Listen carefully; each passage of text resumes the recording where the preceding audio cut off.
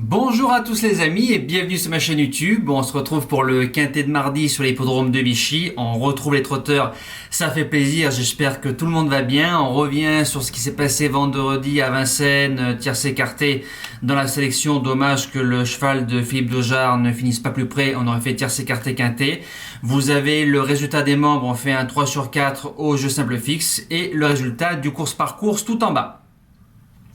Alors concernant le prix du Vivarais, les conditions de course s'affichent devant vous. Parcours de vitesse, que 13 partants, beau petit quintet, des bons H, des bons I de province. On lance tout de suite la sélection. Mon gagnant, ce sera le numéro 3. Heart of Glass, c'est un cheval qui a du potentiel, il est très bon sur les parcours de vitesse, il a couru une seule fois à droite sans prétention il y a 2 ans ferré avec son entraîneur Osulki. Il arrive en forme, je pense que c'est un petit peu visé. Il marche 13 à Vivo parcours de vitesse, 12-8 parcours de vitesse à Cannes-sur-Mer. S'il est sage d'un bout à l'autre, je pense que c'est le lauréat de cette course-là, surtout qu'il peut tout faire dans un parcours. Deuxième base, le numéro 13, Into the Mystic. C'est un fils de Django Riff, il est courageux comme son paternel. 4 sur 5 sur les parcours de vitesse dans les 4 premiers. Une sortie sur la piste de Vichy, il a rendu 25 mètres récemment très facilement dans un lot moins fort.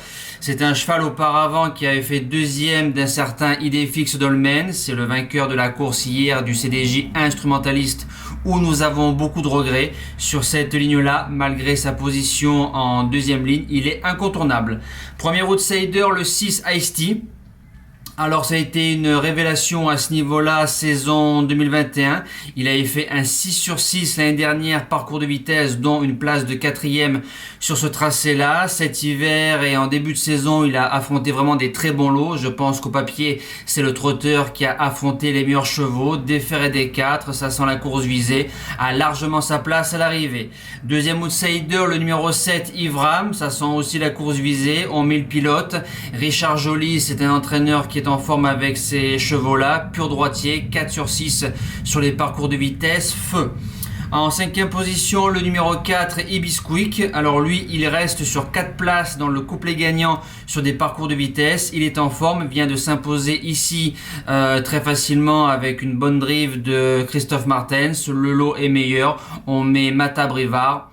Si tout se passe bien, il a sa place dans les 5. En 6e position, le numéro 9, Irinouchka. Alors c'est une bonne petite jument, mauvais numéro, seconde ligne côté corde. Maintenant c'est une jument sur 10 courses, 8 fois, elle va être dans l'argent donc c'est pas mal. 2 sur 2 sur la piste de Vichy sur les parcours de vitesse 2150 ou 2008. Bonne 4e en avançant de la course d'Ibisquick. C'est une candidate aux places. En 7e position le numéro 5 Imhotep Madrik. Alors la machine elle s'est un peu déréglée, l'engagement est bon, on met le Sulky d'or à remporter 2 victoires sur des parcours de vitesse, 12,5 à Anguin l'année dernière et 13,6 sur le parcours de Vincennes en allant devant. Je pense que ce sera une question de sagesse, si c'est le cas, il fera l'arrivée. Et je termine avec le numéro 11, Hakim Deschamps. Alors c'est un cheval qui a fait 2 fois 3e de mon gagnant, donc c'est pas mal. Il reste sur 2-3 distancements. On a des fers et des 4. S'il se retrouve en seconde ligne avec les bonnes roues, il peut créer la surprise et venir prendre une place de 4e ou 5e à Bellecote. Voilà, merci d'avoir suivi ce quintet-là. Nous on se dit à demain pour la 6e étape du Grand National du Trot Paris Turf sur l'hippodrome de Laval. Passez une bonne semaine, merci à tous, ciao.